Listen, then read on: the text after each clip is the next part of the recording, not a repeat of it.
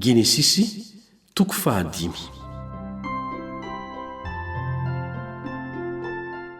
Ny taranak'i Adama tamin'ny Seta ka hatramin'ny Noa.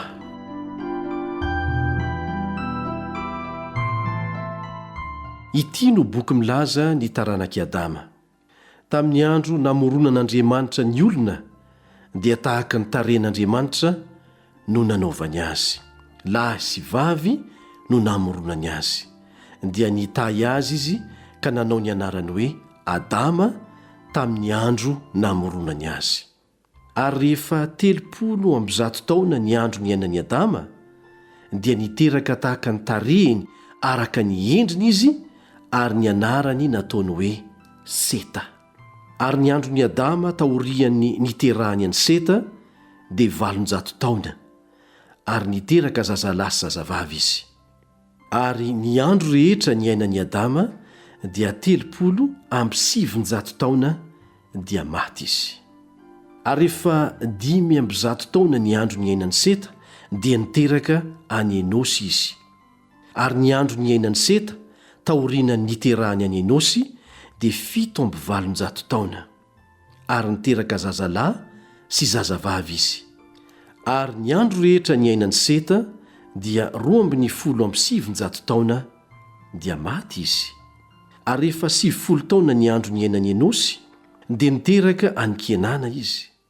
Ary ny andro ny ainan'i Enosy taorian'ny niterahany any Kenana dia 570 taona, ary niteraka zazalahy sy zazavavy izy.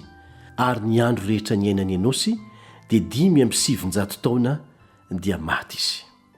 Ary rehefa 70 taona ny andro ny ainan'i Kenana dia niteraka ny Mahalalila izy. Ary ny andro ny ainan'i Kenana taorian'ny niterahany any Mahalalila dia 470 taona, ary niteraka zazalahy sy zazavavy izy. Ary ny andro rehetra ny ainan'i Kenana dia 170 taona dia maty izy. Ary rehefa 590 taona ny andro ny ainan'ny Mahalalila dia niteraka ny Jareda izy. Ary ny andro ny ainan'ny Mahalalila taorian'ny niterahany any Jareda dia 370 taona, ary niteraka zazalahy sy zazavavy izy. Ary ny andro rehetra ny ainan'ny Mahalalila dia 570 taona dia maty izy. Ary rehefa 290 taona ny andro ny ainan'ny Jareda dia niteraka ny Enoka izy. Ary ny andro ny ainan'ny Jareda taorian'ny niterahany any Enoka dia 800 taona, ary niteraka zazalahy sy zazavavy izy. Ary ny andro rehetra ny ainan'ny Jareda dia 270 taona dia maty izy. Ary rehefa 590 taona ny andro ny ainan'ny Enoka dia niteraka ny Metosela izy. Ary niara-nandeha tamin'Andriamanitra 300 taona Enoka taorian'ny niterahany any Metosela, ary niteraka zazalahy sy zazavavy izy.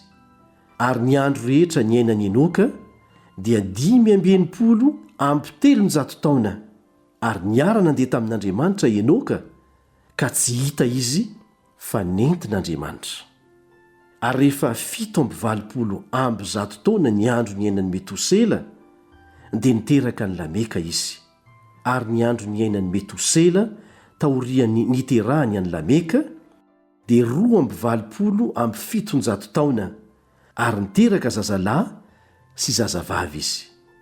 Ary ny andro rehetra ny ainan'ny Metosela dia 570 taona dia maty izy.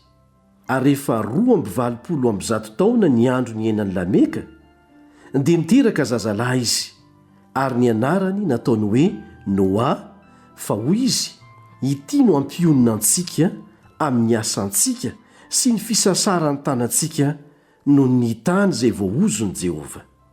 Ary ny andro ny ainan'ny Lameka taorian'ny niterahany any Noa dia 550 taona, ary niteraka zazalahy sy zazavavy izy.